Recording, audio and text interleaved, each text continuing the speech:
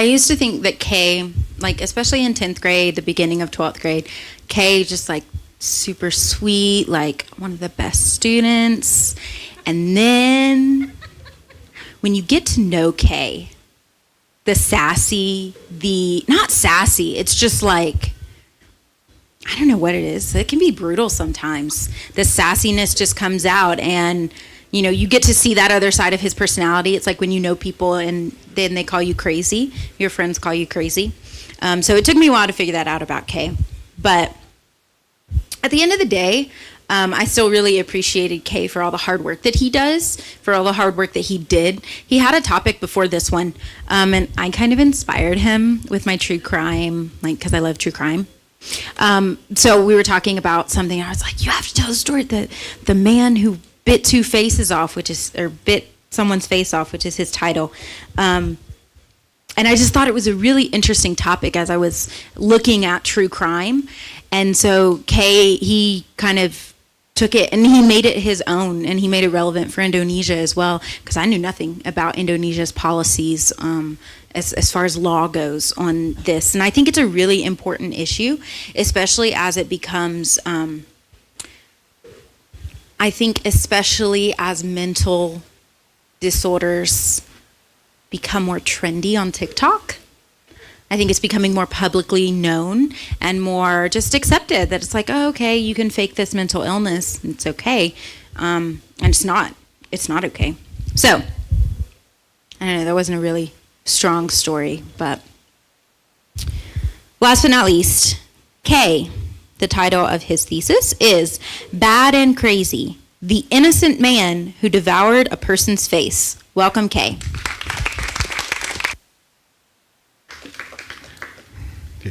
So, good afternoon, everyone. Before I start, let me please congratulate everyone that we all have did a great job. We have all reached this point, and I'm very proud to see the great works of everyone in this place. So, also I would like to thank some people, some precious people in my life that have guided me and helped me to stand here until today. So first, I would like to thank my advisor, Mrs. Yuan, Miss Laila, who is always patient with all my endless questions, my panelists, Mrs. Denise and Miss Bethany. I'm so grateful that you can come and become our panelist. And my family as well, Mommy, Papi, and my siblings. And also other people like my friends and all the people around me that have been so supportive of everything I'm doing. So, and before I start, please pardon me if there are certain coughs in my speech because my throat is not that well. So please pardon me. So let's not wait further. Okay. Let us picture our dear friend LJ having a night walk in Kabepe. That night, the roads in Kabepe were so peaceful. You could hear the sounds of wind passing through trees. Everything was so mesmerizing, making LJ enjoy every second of his walk. Few minutes into his walk, everything went dark. The next moment he woke up in a bustling police station with handcuffs around his hands. A policeman then approaches him and tells him that he just committed a murder last night. He was shocked as he could not recall any such memory from last night. The last thing he remembered was just enjoying his walk. After harrowing legal processes, the court examined his abnormal condition. And after a psychiatric evaluation, the court found out that he has DID, the disorder that Hyde and Jekyll has. That night, this disorder caused LJ to change into a particular identity that was a cruel one capable of murder. Now, in this case, what will happen to LJ in the court? Will they find him guilty for the crimes he caused? Or is he innocent, since those were the actions done when he was not conscious? These were the questions brought up to LJ in his court case. Fortunately, his legal representation knows about the not guilty with reasons of insanity policy, or also known as the insanity plea. This government policy can be a solution for LJ. This law considers mental disorder defendants innocent since they lack the mental health to judge correct and wrongdoings. That night, LJ could be safe with this law. However, Indonesians should strive to improve the system before further implementing the insanity plea, because the insanity plea applied in an unprepared system jeopardizes society than benefits it. The insanity plea started from an assassination attempt by Daniel M. Nachten, who was diagnosed with psychosis. And due to his psychosis, the court acquitted him. Thereafter, the M. Nachten rule was born, stating that a defendant is to be found not guilty of a crime if, at the times the crime was caused, his mental disorders were so grave as to interfere with his ability to know or understand his nature of criminal behavior. This M. Nachten rule, along with some revisions in later years, becomes the basis of the insanity plea. And this insanity plea protects the rights of people with mental disorders. Despite having a very noble purpose, this law experienced numerous controversies in recent years. The public believes that the cost of protecting the rights of people with mental disorders is injustice for the victims. This sentiment also grew due to malingering, an action of exaggerating symptoms for personal gains. If people wonder, and a simple example of malingering would be like us, students, faking our illnesses to not go to school. So far, you might think that malingering is not that big of an issue. But let us see if the case of Kenneth Bianchi can change your perception. Kenneth Bianchi raped, tortured, and murdered 10 women. He feigned symptoms of DID and managed to convince 2 clinical experts of his condition. Fortunately, the third professional opinion managed to uncover his malingerings. Shocking, isn't it? In fact, the chances of defendants misusing the insanity plea by malingering are high. In the US alone, 2 out of 10 defendants feigned their mental illnesses in court. It is reasonable for the public to be skeptical towards the insanity plea, and the government has a great challenge to decrease this skepticism. To limit misuse, the government has made several definitions to limit the people that have the rights to the insanity plea. The law recognizes mental health as an aspect that affects the way a person thinks, feels, and acts. Mental disorders cause a significant disturbance in a person's cognition, emotional regulation, and behavior. The law recognizes these definitions shown in the concept of mens rea. The Latin term mens rea refers to the mental element of a person's intention to commit a crime, or the knowledge that a certain action could cause a crime if committed. The law considers mens rea as a necessary element for many crimes. Therefore, a defendant can only plead for insanity if they lack the mens rea to discern their actions. Not only that, mens rea must also come with the professional reports and opinions as well to support it. Indonesia acknowledges the rights of people with mental disorders shown in Pasal 44 KUHP. This law grants us, Indonesians, the rights to the insanity plea. However, insanity plea is like legalizing cannabis. If the government could regulate it properly, it could be a beneficial thing for society. On the other hand, widespread distribution could harm society. Therefore, the government should not belittle this issue. The first reason Indonesia is not yet prepared for the insanity plea is that the Indonesian citizens' knowledge and awareness of mental health conditions is insufficient, and that mental disorders are over-stigmatized. Indonesians still have plenty of traditional beliefs that are toxic and cause people to discriminate people with mental disorders. One of the reasons that have strong beliefs about karmas and curses associated with mental disorders is Bali. For example, they would believe that the people with mental disorders have distanced themselves from their gods.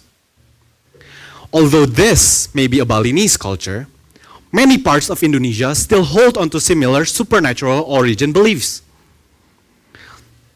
All of these beliefs hinder patients to seek professional help. People may start to consider all these mental disorders are a shameful disease, a disgrace, and a curse that must be hidden. People may start to believe that it is not right to show their mental health conditions to the public. These beliefs reveal the ignorance Indonesians still have concerning mental health problems.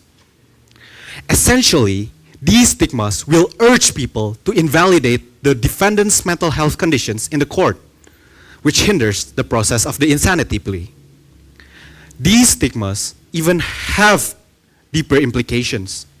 The Minister of Health of Indonesia stated that the people in Indonesia often violate the rights of people with mental disorders. The violations include being expelled from school, fired from jobs, neglected by family, divorced, shackled, and even robbed of their possessions. Can you imagine that?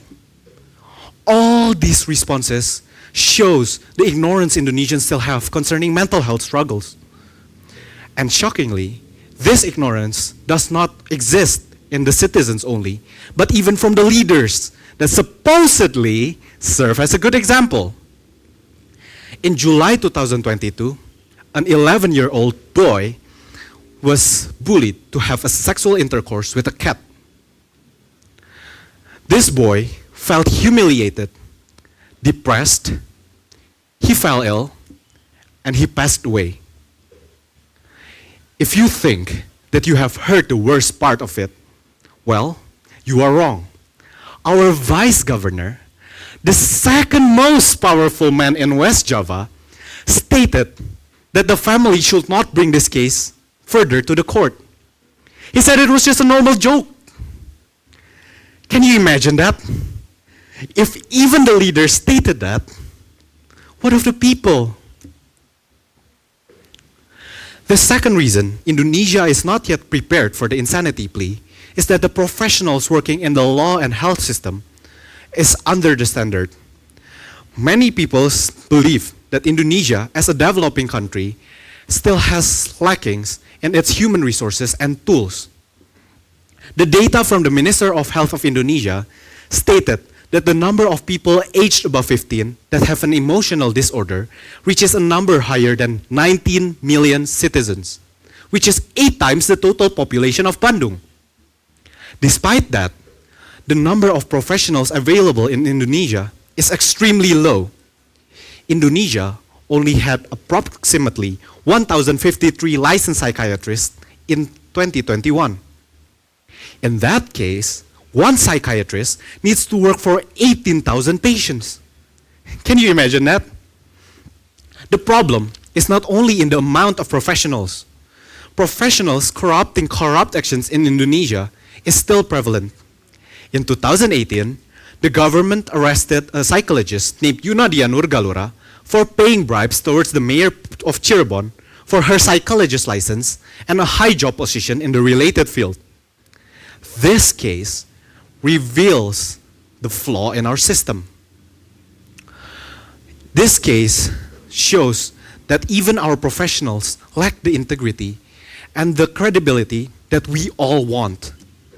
Without integrity, our law system's purpose to provide justice may turn into a self-destructive weapon that deteriorates the justice in the law system itself. Not only that, another issue related with professionals in Indonesia is the lack of privacy of patient data.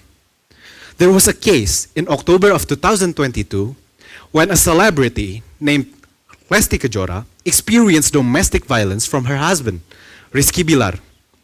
Instead of protecting her patient data well, a psychiatrist named Lita Gading exposed her patient's data to the public for fame instead. This case has long-term effects in society, especially for people with mental disorders. As people with mental disorders see that their patient data is not secure with the available professionals, it can cause less people to access the needed help. After understanding the two reasons Indonesia is not prepared for the insanity plea, another issue is still prevalent. Indonesia is a country with low honesty, and that the current available resources are not reliable enough to bust malingerings. A mental health specialist from Indonesia stated that the prevalence of malingering in Indonesia is in the range of 10 to 20%. Can you imagine the number of defendants feigning their illnesses and all their victims not receiving their justice every time they do so? The prevalence of malingering is of course a huge issue. Unfortunately, the issue does not stop there. We Indonesians still lack the professional skills to do an accurate visum, which makes it hard to reveal potential malingerings in the court cases accurately. A professional from the US, Dr. Todd Grande, stated that mental health professionals do not have a great track record of detecting malingerings. This case shows that even the US still has limitations in detecting malingerings, let alone Indonesia, which still has less advanced tools and human resources. Remembering the fact that Indonesia still has an exceptionally high number of malingerings, one must hope that we Indonesians still have the integrity to use the insanity plea very honestly. Unfortunately, the virtue of integrity is a virtue lacking in most public spaces in Indonesia. A researcher named Alain Kohn conducted a research to test civic honesty in 40 countries. Shockingly, Indonesia was at the 33rd place in terms of 40 countries. This case shows that Indonesia still has an extremely low civic honesty. Whether we like it or not, we cannot change the fact that we Indonesians have a habit of lying.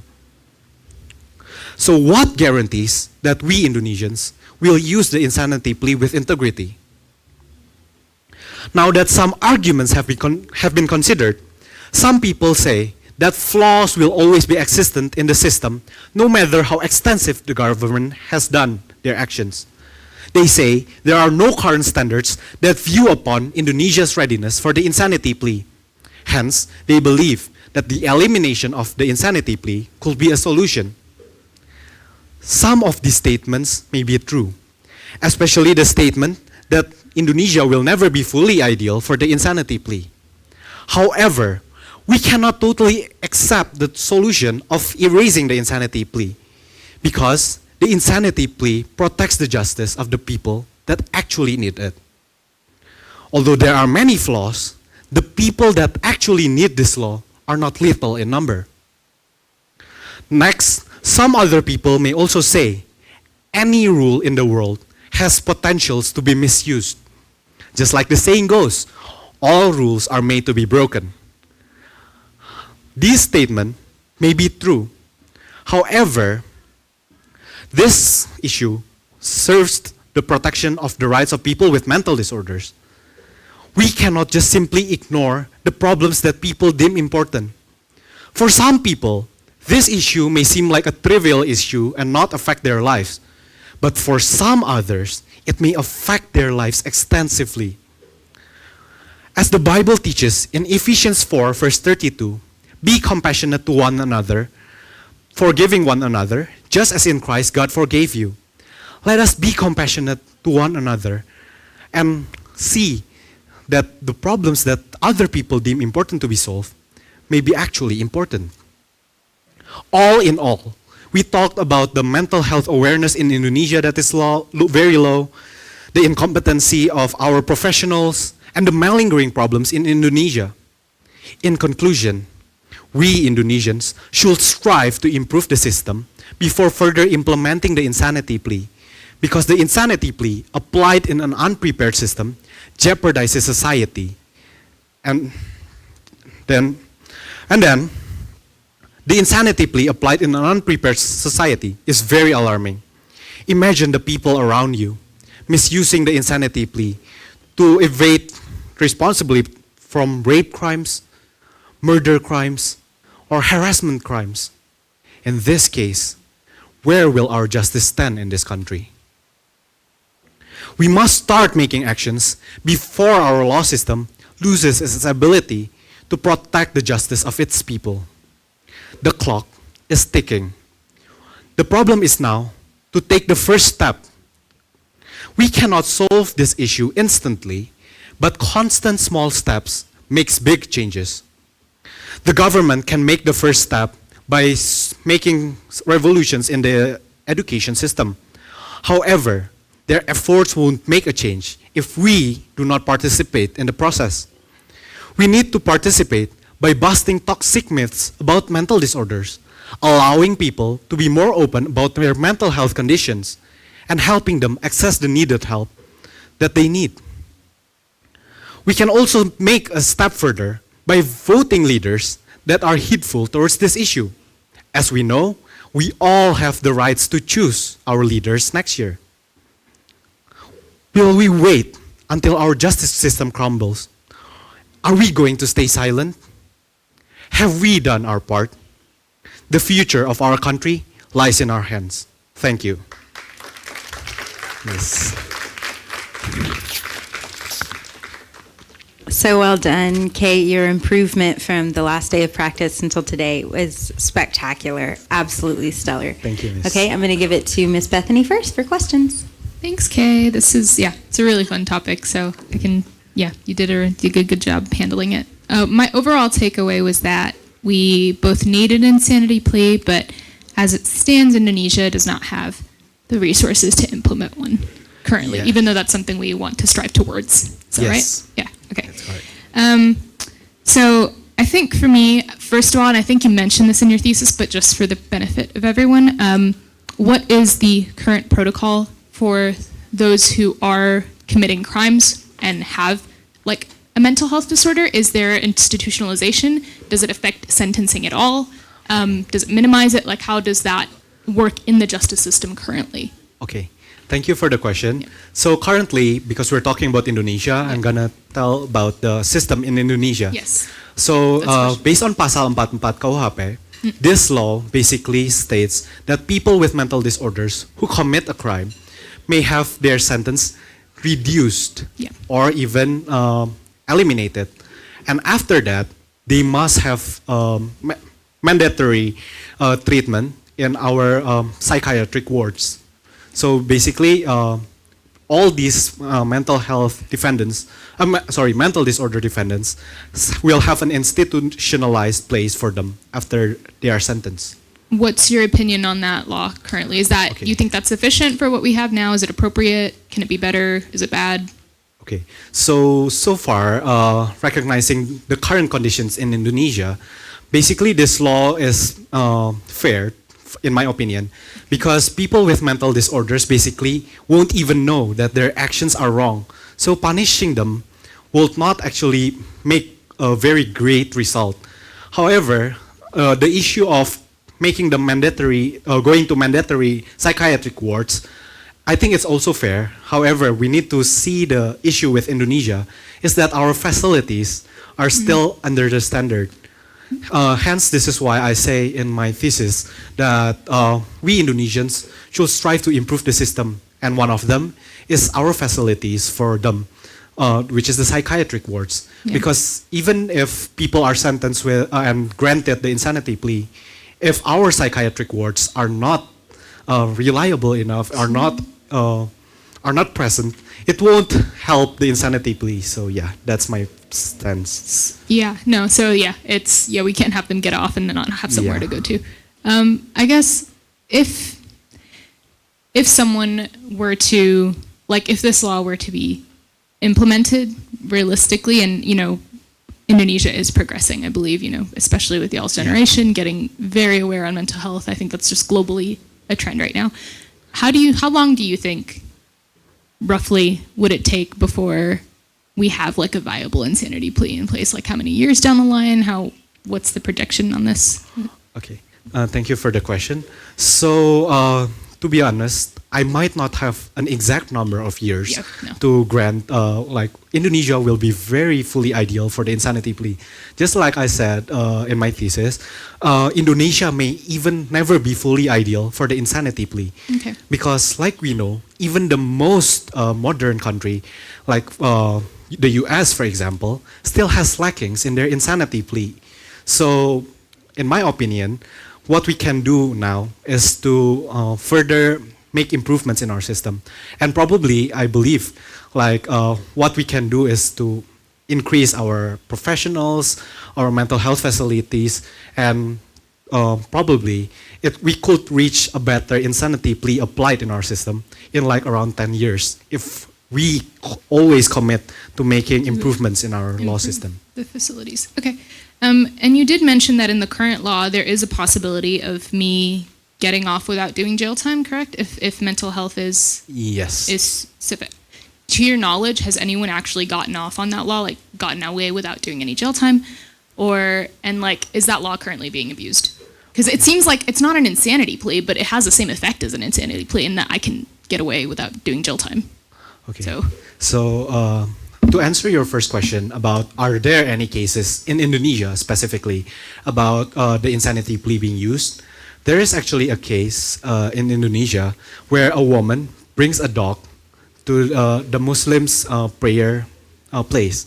So this, of course, angers the Muslims in our country. And of course, the lady was brought to court because dogs are considered unholy for them. And the thing is, that lady had psychosis. And seeing that, the court actually managed to free her from all her allegations. So in this case, this is one case in Indonesia That's where actually a good case. where it has been applied well. Yeah. But to answer your second question about may I clarify? Is it about being abused? The insanity plea being Do you abused? think, as the law as it currently is it like, can people get away with malingering? Okay, so to be honest, might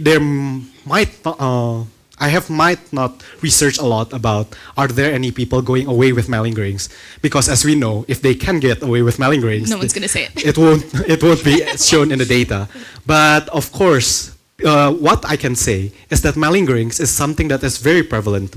Like in my thesis, I mentioned that 2 out of 10 defendants did malingerings in the court, and knowing that our system is not reliable enough, whether it be in professionals' integrity and their lack of competency, it could cause more people to get away with the malingerings. So to answer whether there are, probably there are, because our system is flawed in many ways. Yeah. Okay. I think that's all. Yeah. I might come back later. That's fine. Yeah, no, I think it's okay to bounce back and forth. I'm glad you asked the question about how is this being applied in Indonesia now, because I was trying to figure that out. It was a really interesting topic, and I'm glad that you brought it. Thank you, Miss. Thanks. You did it was really well presented. So, Kay, I think you mentioned that like 2 out of 10 cases are faking mental health, but that statistic was coming from the U.S. Is that correct? Yes, Miss. Okay. So do we have any kind of stats like that on Indonesia? Yes. Thank you for your question. So in Indonesia itself, I mentioned briefly in my thesis paper that a mental health specialist called Dr. Andri made a research. Okay. And he basically mentioned that the prevalence is in the range of 10 to 20%. That 20 to 20% was for Yeah, Indonesia. for Okay. Indonesia. Got it. Okay. So then I was wondering, what types of mental health disorders qualify for the insanity plea? Because I don't think you addressed that in your oration. It may be in your thesis, but Yes. I was wondering. Yes. Like depression probably is not. It's a very interesting question, because for the insanity plea itself, based on what I researched, it is basically standardized on whether the defendants like the mens rea. Like in the beginning of my thesis, I mentioned about mens rea. This Latin term actually refers to the mental element of a person's intention to commit a crime. So in simple words, it is how people know that when they commit a certain actions, it could cause a crime if committed. So is it like a is it an understanding of right versus wrong, like the rule of law versus wrong, and then yes. also cause and effect? Yes, and whether that mental disorder has effects on making That a person. capacity. Yeah. Okay. Yes, that's- So I'm assuming things like anxiety, depression, those don't typically impact those processes, or do they? To be honest, my knowledge on psychological disorders are not that high yet. But if I were to say, if those trivial, Right. it's debatable, but Right. it may be trivial, but can change a person's mental element to know whether they have that capacity or not. It can affect whether they have the rights to the insanity plea or not. Yeah, I mean, I appreciate the idea of the law, right? Yes. And like you were saying, it's a compassionate thing for us to do as a society, to not say everyone has the exact same understanding of right and wrong, and maybe not everyone is in their right mind, right? Yes. And so we certainly have laws, for instance, when you sign your will, you have to say, like, my inheritance, I have to be of right and sound mind. In other words, I'm not in the middle of dementia and someone's not sort of manipulating me to do something, right? Yes. So I like the idea of there being a protection. And so is there something similar to this that's maybe not insanity, but what about people that maybe have impaired cognitive ability? So it's not necessarily due to mental health, but it might be some other limitation cognitively. Thank you, Miss, for the question. So I recognize that my thesis mainly discusses about the psychological disorders and how they affect the court decisions. But for intellectual ability, I don't know if it's applied for the insanity plea. Yeah, that's but what I I was wondering. believe that there is another protection law for them, because as we know, people with low intellectual ability Correct. may not have the mens rea as well. Right. So gladfully, and I'm so proud to know that our law system protects this type of people. Yeah, me too. Yeah, I Yeah. think that's really important. So it seems like, obviously, just like with human nature, we look for a loophole. Yes. Right? Like, seperti jalan tikus, yeah? Yes. Right, so like, So what's the true. cari jalan tikus? Like, what's the way around? And so it's very attractive and appealing to say, oh, I was suffering from some psychosis. I suddenly don't remember what I was Yeah. doing when I stole your bike, and sold it for a lot of money or whatever. So I'm wondering, are there certain levels of criminal activity where, in other words, does the insanity plea have any kind of criteria? So in other words, if it's something petty, like petty thievery, it's not really something you can utilize versus murder. Like, does it matter about the degree of the criminal activity? Okay, I appreciate your question. So before I go directly to your question, I'm gonna explain the law structure in Indonesia. Okay. So in Indonesia, because we hold the European continental system as our law system, we also have two types of criminal acts, which is the civil Yeah. and the criminal law. Okay. So mostly the insanity plea covers crimes that are under the criminal law. Basically, the criminal acts that endangers other people. I see. Okay. However, it is not exclusive Okay. for the criminal law as well. It can also go to the civil laws. I was wondering that. Yeah. Yeah. Okay. So if my neighbor steals my computers and my motorbike, and then he says, "Oh, I have this mental health disorder," It can be covered if Wow, if they wow. lack the mens rea. Okay. So then, speaking to your lack of resources, you've got 1,053 psychologists for 18,000 people. It was psychiatrists. Yeah. Psychiatrists for 18,000 people. Right. That's just crazy stats. Yep. Right. So, That's, man, underhanded. that's really, you're right. It's a real lack of resources. So what can Indonesia do to help protect these individuals that need protection and also verify that people are not malingering? So is there something we should be doing say, from the government side or schools or universities in the area of psychology? I don't know. May I Or psychiatry. may I reconfirm? So, do you mean the protection of the professionals that will protect?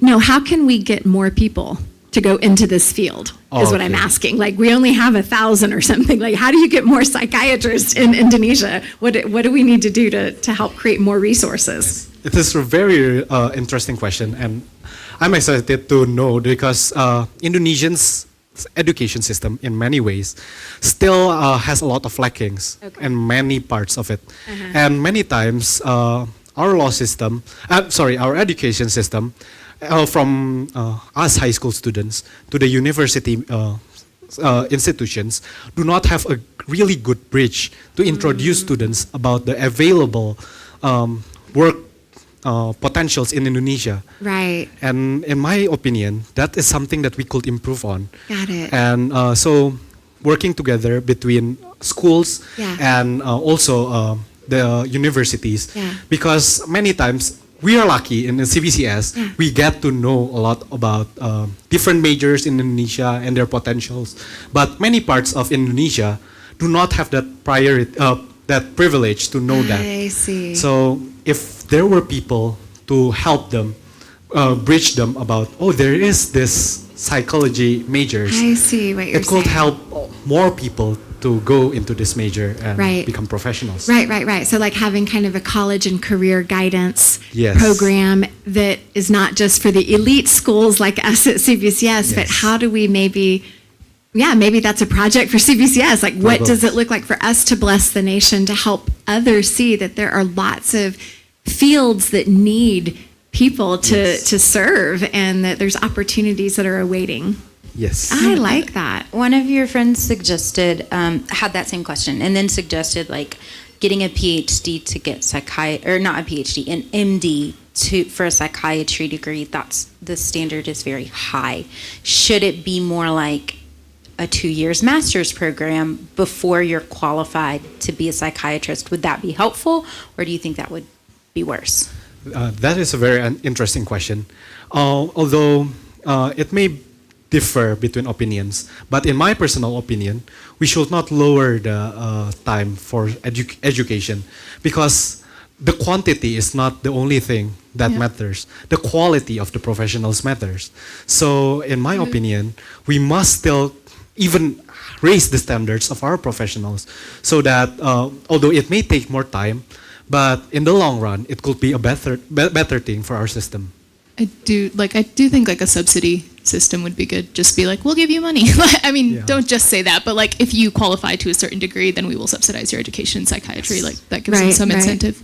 And I think there could be possible other programs. Could Indonesia, for instance, partner with other nations who are further along in this journey to say, let's have like a big brother, big sister kind of sharing program. Like, you come and help train and equip us, right? Yeah. I like that. Sorry, can I hop back? And so I just wanted, I'm just curious about if someone successfully pleads the insanity plea, do they necessarily not serve jail time? Like, how does that work? Or does someone who can successfully plead insanity, are there cases where they still serve jail time? Because, like, in my view, if you have someone who's a rapist or like whatever, even if they did it when they were insane, that person is still clearly a danger to society. That's what I was wondering, the danger to society. Yeah, so I'm a bit like, well, I feel like even though you didn't do it in your right mind, like your wrong mind is still a danger, and you might want to be like, feel like you should be in jail, but also not allowed to access people. Yeah, but I also Dr. think Jekyll needs to be in jail. Mr. Hyde. and Mr. Hyde needs to be, but since we can't do that,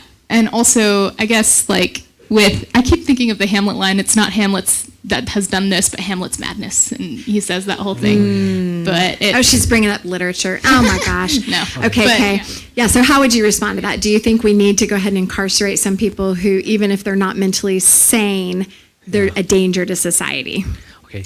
To be honest, the insanity plea is so complicated. It cannot be seen like case per case.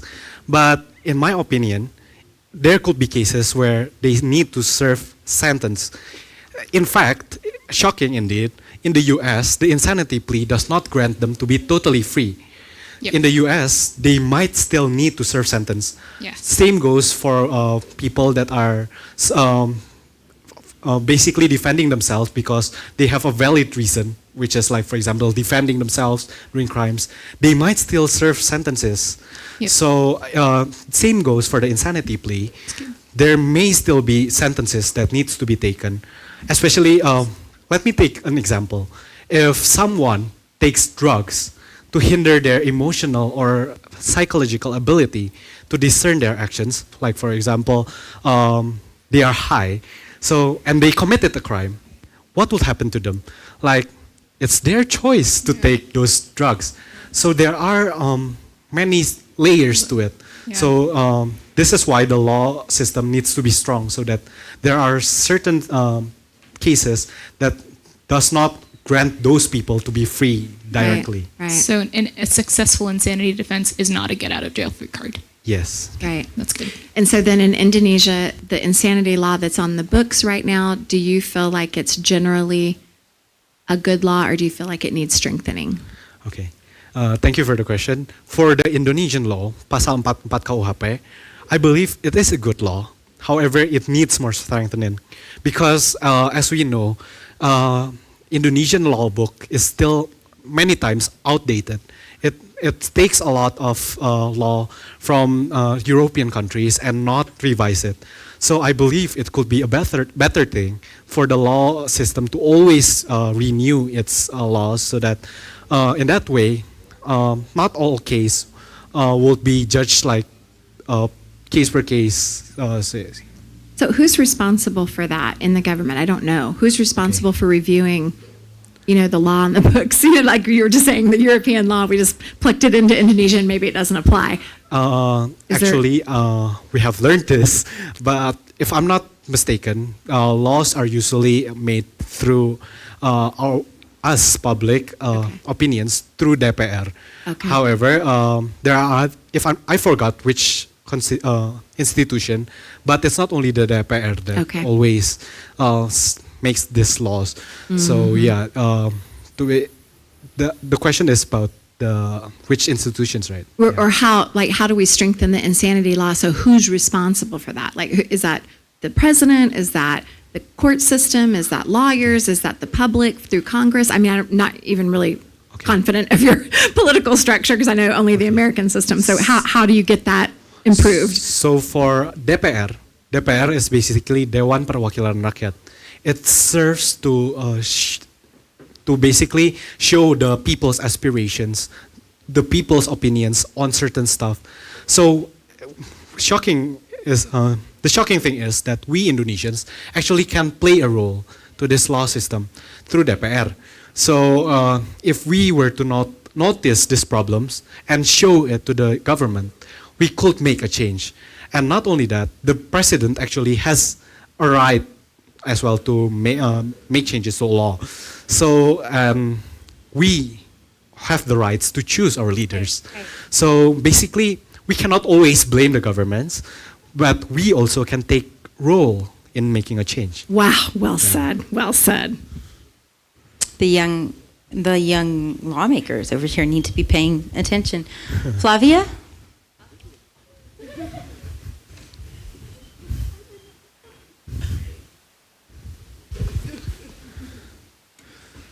What was my question? Oh, okay. Has any other country succeeded in applying this law? Okay. Thank you for the question. So, to be honest, the insanity plea will always have a flaw in many ways. But of course, the insanity plea has brought many people justice as well. And to judge one country whether they have successfully applied this insanity plea or not is hard to say. But of course, we can see it from how many successful cases have been passed by using the insanity plea. And of course, I dare to say that the US has a lot of them because their mental health awareness is of course higher than us. For Indonesia, of course, it is still so limited. But in my research, I have found several cases, and that's a really good thing. So we know that the law, even though it may be not known to many people, but this law still serves a purpose. Yeah. All right, last question, and it's related to Krisha's question, but for sake of time and because I want to reword it. So if you commit a murder while you are not cognate, while you have lack of mens rea, right? Yeah. This is a little bit outside of your scope. Are you guilty of that sin Okay. in the eyes of God? Okay. So thank you for the question. To bring this to the biblical perspective, to be fair, I do not know, because the judgment goes back to God. And as we know, one thing we know about God is that He is a God, a forgiving God. So, although to say that whether one is sinful or not when they commit murder without their lack of ability, it's God's right. And one thing that we need to only know is that God is forgiving, so that even though it is a sin, we know God forgives. So, But He's also just, right? So Yeah. God is equally loving and equally just, right? Okay. And so there's always that balance, right, that we're holding in tandem. yes. So God's, in this case, of course, God's justice holds accounts of what we do as well. So this is why we people, sane people, do not, we cannot just, I'm gonna sin and God will forgive me. So this goes back to us sane people. We, as sane people, we need to learn that, oh yeah, our actions matters. But for people that lack the ability, of course, it's a different case. And of course, I myself probably do not have the ability to judge whether they are wrong or not. Because, to be honest, the insanity plea relies so much on case-per-case data. So, not if I were to say it is not a sin, there may be other cases where actually it is a sin. Like, for example, the drug, people that take drugs, that's a sin, I believe, because it's your choice. But for some cases, it is just a birth thing. And I dare not say it is a sin because they do not choose to be that way. Yeah. Yeah, that's a great answer. Yeah. All right, my very last question. Did I say that was my last question? Can this be Yes. my last question? Can I Okay. ask one more? Okay, so Before it rains on us? Sure. love true crime, right? Love true crime. So statistics, even according to Kenny's thesis, shows that fatherlessness, abuse, Putri's thesis as well, contributes to being an offender. Yeah. At what point do you say, this person did this, it's their fault? And at what point is it, but they were a victim and they don't know any better? Okay. So, thank you, Ms. Leila. So, to reconfirm, you're asking a comparison between people that have crimes caused because of their traumas. I'm and- asking where the line is. Where's the line? line between Kasian, this person had a terrible upbringing and didn't know that, no one told them. Everyone in their life was like, oh, it's good to do drugs and it's good to kill people. And they did it. Or they were abused Okay. and they were not taught properly. I think you're really asking if you're a victim, is there a line that excuses your behavior? Okay. That's my question. Thank you for the question. So, in this case, I'm not talking about the morality of it. I'm more talking on the legality of it. So, pardon me if it may sound morally wrong, but based on what I know legally, there's a line because people that plead insanity, it's not a voluntary thing. They just lack the ability to know the actions.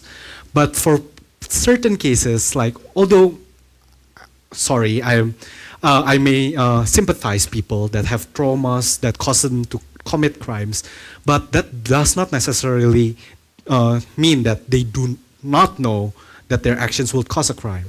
So that's where the line stands. All right, thank you. Y'all give Yes. another hand for Kay and for yourselves. You have all successfully defended your thesis.